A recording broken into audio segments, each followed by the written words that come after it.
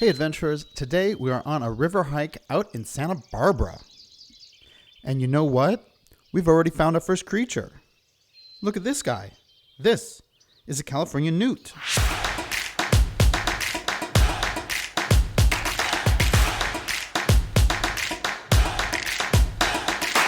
Alright, check it out. Here we go. This is our first California newt. Now these guys are really toxic, so you don't want to be messing with these.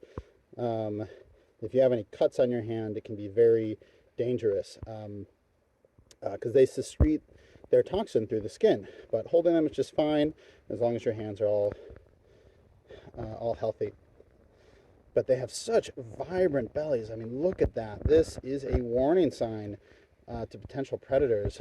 And he's kind of squirmy. I don't think he likes me holding him, but we'll let him go back and let him go for a little bit of a swim. But he's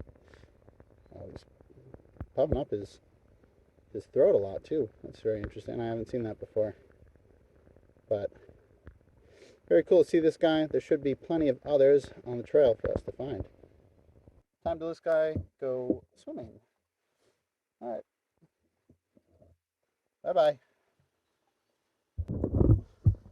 So sometimes you guys wonder how I find such great things, and you know, a lot of it is just getting out and exploring. So I don't come up to Santa Barbara too often, but I found a trail and I found a creek, and I figured, you know what, I'm just going to go hike it and see what there is. And you can see this is what the habitat looks like. Permanent water, this creek, lots of boulders coming through, and so I just picked a hiking trail and I just hike up this area and see what we can find. And of course I got lucky, and this area down here is where that first salamander was, and I have a feeling that if there's one, there's probably more in this area. So what I like to do is I like to put a little pin with the GPS location on the map so that I know where it was and I can come back to it in the future. And I usually list the kind of things that I've seen, and if there's a lot of them, I sort of make a note of that. So I'm going to keep on hiking up this trail. Hopefully I'll find some more. Maybe I'll find some snakes. Who knows? There might be something else, some frogs. I don't know. But whatever I find, I'm going to show you here. All right, let's get to it. Here's another one swimming away. I knew we'd find more. Oh, there's another one right next to it. Oh, that's good. This spot's great. So at least two here. You can see this little puddle is quite big, quite deep in the center. They can be camouflaged pretty well, so I wouldn't be surprised if there's another one or two in the muck over there. But yeah, let's zoom in a little bit. You can see that guy is buried under the leaf litter, and this guy is about to be next to him.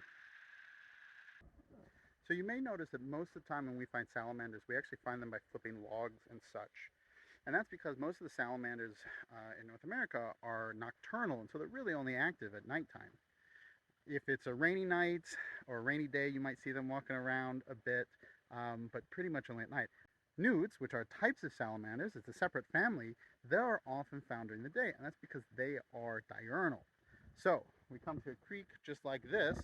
During the daytime, that's when we're going to see them, because at night, these guys will often go underground or under logs or things like that. Now, you have seen me find newts at night as well. Sometimes they're around, you know, sometimes humans are up late at night too. But normally when we're looking for newts, we want to come during the day. So little pro tip there. So that's newt number 2 and 3, and I'm sure that we'll find a couple more later.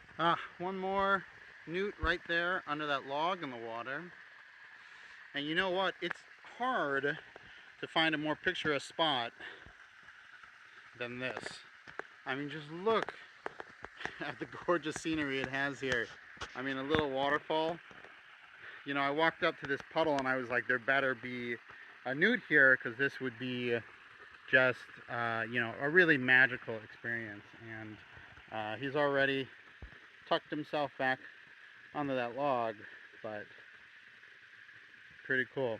I'm gonna try to scoop him out, although it's the water's kind of deep there, and if I can get a nice picture with the waterfall in the background. So we'll see if I have any luck. Seeing all these newts is great, but there's always predators around. Now, remember how I told you earlier that newts are toxic, so not a lot of things will eat these guys, and if they do, they either get really sick or they die. The exceptions are the garter snakes. The garter snakes have built up a resistance, and so they feed on these guys all day, no problem. So hopefully we'll find one, maybe like a two-striped garter snake or a common garter snake out here.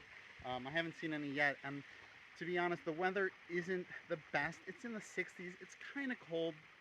There might be snakes around, but you got to get lucky.